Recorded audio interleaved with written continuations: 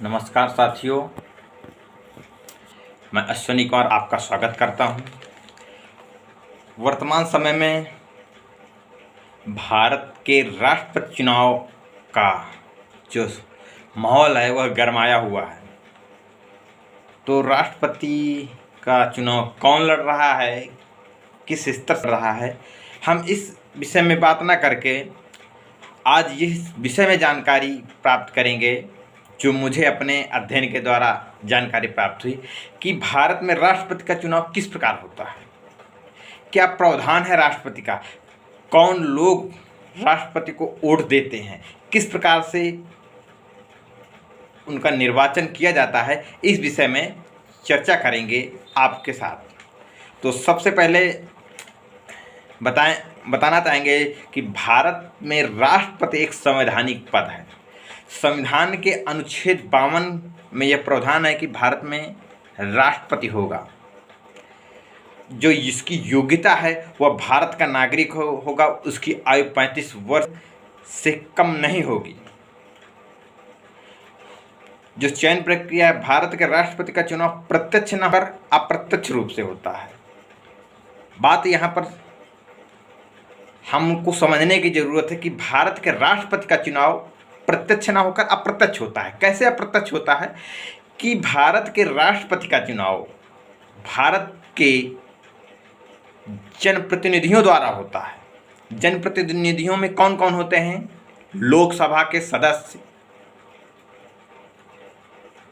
और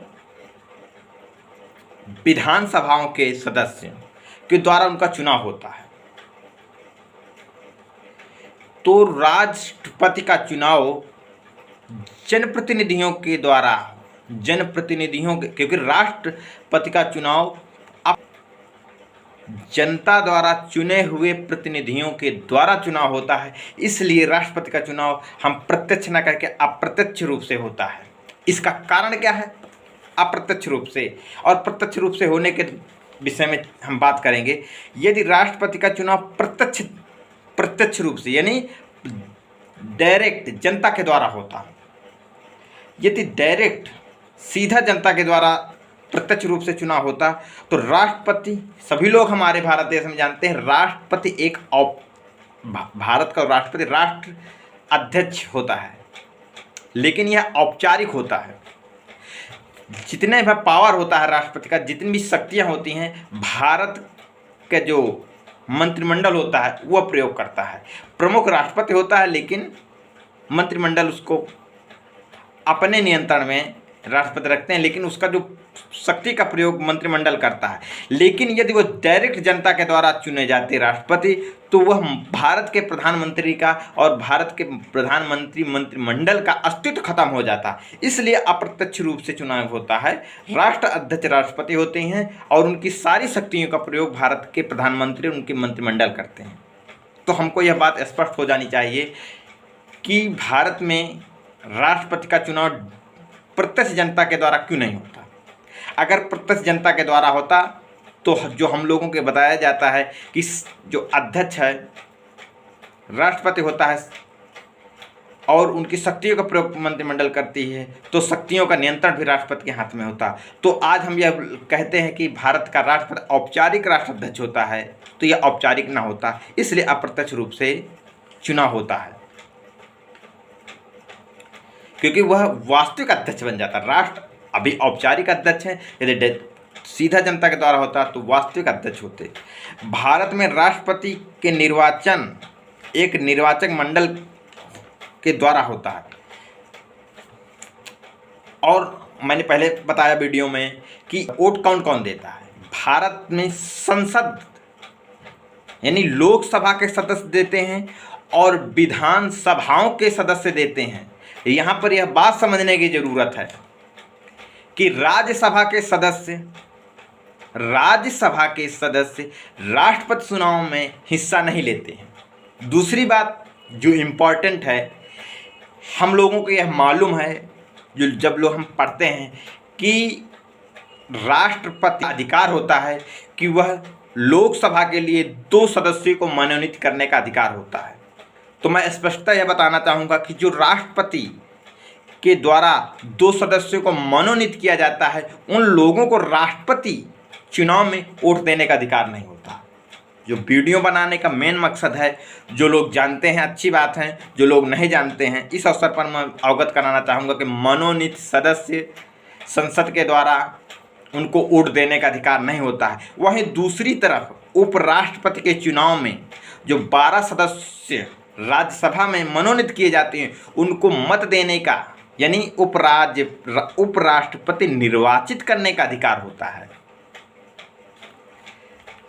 और राज्यसभा के सदस्यों का अधिकार नहीं होता है। और जिन राज्यों में विधानमंडल है, विधानमंडल मतलब 2 सदनात्मक राज्य व्यवस्था है, तो वहाँ का जो उच्च सदन है, जो विधानमंडल है, वहाँ उन सदस्यों को भी अधिकार नहीं होता है। सिर्फ विधानसभा के यानी विधान परिषद के सदस्यों को सिर्फ अधिकार होता है राष्ट्रपति के चुनाव में भाग लेने के लिए, क्योंकि जो विधान परिषद के सदस्य होते हैं उन्हीं के द्वारा राज्यसभा के सदस्यों का चुनाव होता है। और राज्यसभा के सदस्यों का चुनाव, जो राज्यसभा के सदस्य होते हैं वह लोग राष्ट्रपति के चुनाव में हिस्सा नहीं। और राष्ट्रपति के चुनाव में एक प्रावधान होता है न्यूनतम कोटा। न्यूनतम कोटा का मत प्राप्त करना अनिवार्य होता है। इसका एक फार्मूला होता है कुल वैध मतों की संख्या।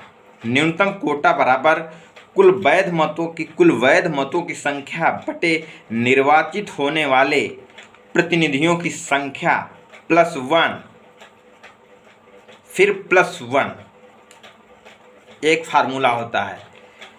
अब इसका एक और फार्मूला होता है एक विधायक का मत, क्योंकि जो विधायक होते हैं वो वोट करते हैं राष्ट्रपति चुनाव में, तो एक विधायक का मत कैसे होता है। जैसे हम लोग लोकसभा या विधानसभा में एक जनता के द्वारा एक वोट दी जाती है तो उसको एक वोट काउंट करते हैं, लेकिन राष्ट्रपति चुनाव में ऐसा नहीं होता।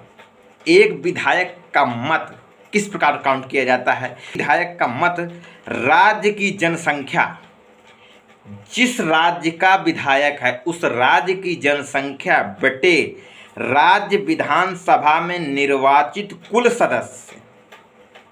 बात समझने की जरूरत है कि राज्य की कुल जनसंख्या बटे राज्य विधानसभाओं के कुल निर्वाचित सदस्य, यानी उस राज्य में कुल कितने विधानसभा सदस्य हैं, इनटू मतलब गुणे उसका 1/1000। उस जो कैलकुलेशन आता है वही एक विधायक का मत माना जाता है। और वहीं पर एक सांसद का मत को हम किस प्रकार से काउंट करते हैं। सभी राज्यों और संघीय क्षेत्रों के निर्वाचित विधायकों के मत मूल्य का योग, एक संसद का वोट जो होगा सभी जो राज्य हैं और केंद्र शासित प्रदेश हैं उनमें निर्वाचित विधायकों का जो मत का मूल्य, और मत का मूल्य पहले फार्मूले में बताया गया है, तो मत का मूल्य बटे संसद के दोनों सदनों के निर्वाचित सदस्य जो हैं उनको डिवाइड करते हैं, जो संख्या होती है वह एक संसद का वोट होता है। इस प्रकार से राष्ट्रपति का चुनाव होता है।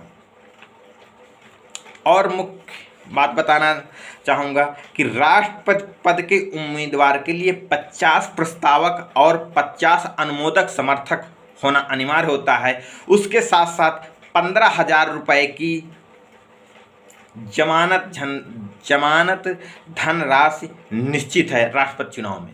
तो मेरे द्वारा दी हुई जानकारी आपको कैसे लगी कमेंट बॉक्स में लिखें।